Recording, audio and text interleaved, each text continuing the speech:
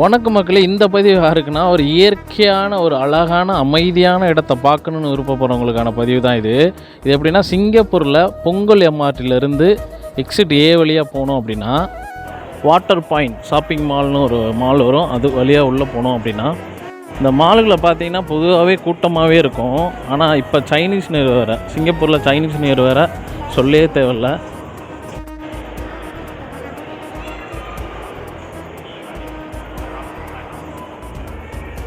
பார்த்தீங்கன்னா எக்ஸலேட்டர் இருக்குது, லிஃப்ட் இருக்குது. உங்களுக்கு எதில் வசதியோ அது வழியாக போய்க்கலாம்.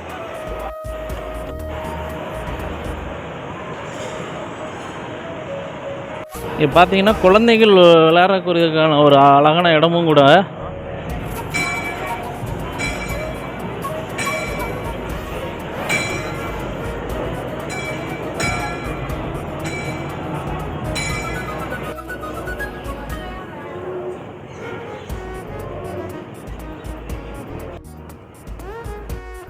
ஓகே மக்களே, நம்ம சொன்ன இடம் இது தாங்க.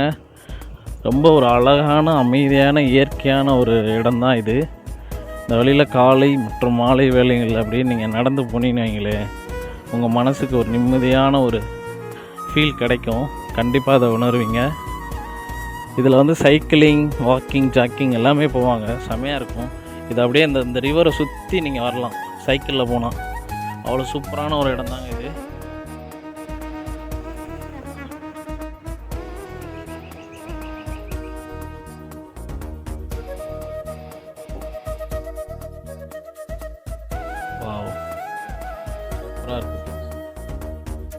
ஏன்னா கிபி 1828 ஆண்டு உள்ள இந்த வாழ்க்கை வரலாறுலாம் இந்த ஒவ்வொரு சுவர்லேயும் வந்து பொறிக்கப்பட்டுள்ளது.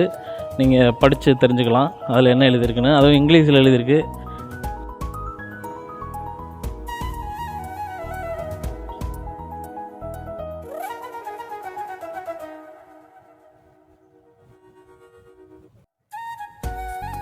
பார்த்தீங்கன்னா